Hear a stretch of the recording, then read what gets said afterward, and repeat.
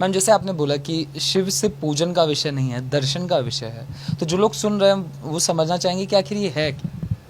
जी जितेंद्र, देखिए, मैं अपने आप को बहुत ज्ञानी तो नहीं मानती हूँ, लेकिन मैं डेफिनेटली भारतीय संस्कृति की एक स्टूडेंट हूँ, एक छात्रा हूँ।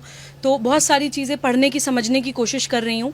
जब शिव के बारे में मैंने जानने की कोशिश करी तो पहली चीज़ तो मुझे ये पता चली कि शिव और शंकर अलग अलग हैं। हम लोग अक्सर समझते हैं कि शिव कोई व्यक्ति हैं। शिव जो है वो कॉन्शियसनेस की जो बिल्कुल परम अवस्था होती है, चेतना की जो अवस्थाएं होती हैं, जागृत, निंद्रा और स्वप्न, उससे भी इन तीनों अवस्थाओं से ऊपर जो स्टेज होती है चेतना की, समाधि, तभी उनको जो है कहते हैं कि त्रिनेत्र खुलना, कि वो जब आप बिल्कुल हर चीज़ को एक अहम ब्रह्मास्मि वाली दृष्टि से देखते हैं। जब मुझे दिखता है कि जितेंद्र के अंदर भी मैं ही हूँ, हम उन तत्वों से बने हैं, क्षिति, जल, पावक, गगन, समीरा, उन 5 एलिमेंट से हम बने हैं, उन्हीं 5 एलिमेंट से पूरा विश्व बना है। जब हम हर व्यक्ति के अंदर भगवान देखने लगते हैं, हर जीव के अंदर भगवान देखने लगते हैं, उस समाधि की, उस चेतना की एक्सट्रीम स्टेज को जब हम पहुंच जाते हैं, उसको कहा जाता है शिवत्व का प्राप्त होना। तभी मैं कहती हूँ कि शिव केवल पूजन का विषय नहीं है। डेफिनेटली पूजा तो होनी चाहिए, मैं मूर्ति पूजा के खिलाफ नहीं हूँ। मैं हमेशा ये बोलती हूँ कि किसी भी जगह जहाँ पर लोग मूर्ति पूजा करते हैं, या जब आकृति की फॉर्म में हम जो भगवान को सम्मान देते हैं, वो भी एक यात्रा है। वो आकार से निराकार पे पहुँचने की एक यात्रा है। जैसे मेरा बच्चा छोटा है तो मैं उसको पहले बताती हूँ ए फॉर एप्पल, उसको दिखाती हूँ एप्पल लाल रंग का है, उसका ये शेप है, साइज है, फॉर्म है।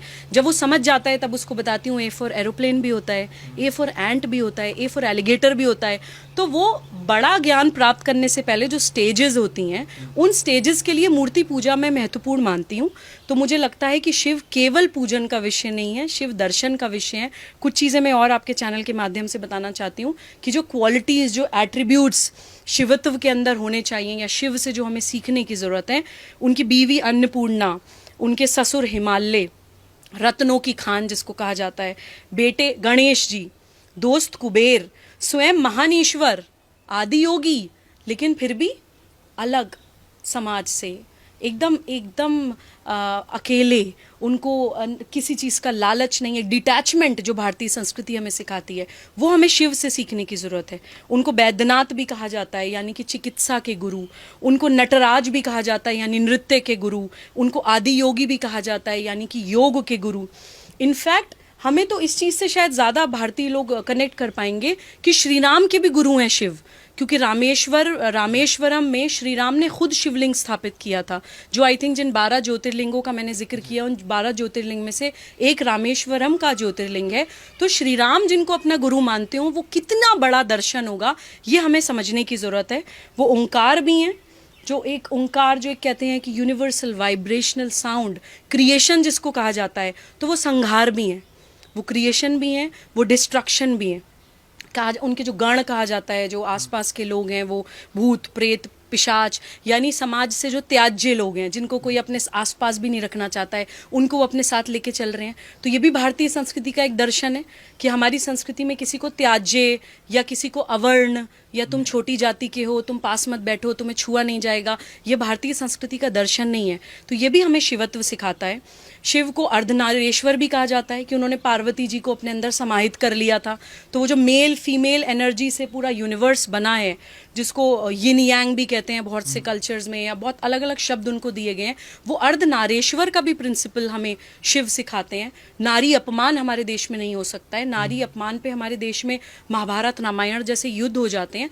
ये सारी चीज़ें हमें दर्शन, जितने भी हमारे इतिहास हैं, हमारे शास्त्र हैं, हमारे भगवान हैं, या हमें जो भी पूजा पद्धतियाँ बताई जाती हैं, वो एक प्रोसेस है हमें उस महान दर्शन को सिंपल तरह से समझाने के लिए। उन एट्रीब्यूट्स को, उन क्वालिटीज़ को हम अपने अंदर आत्मसात कैसे करें, ये सिखाने के लिए ये हमारी भारतीय संस्कृति के दर्शन है।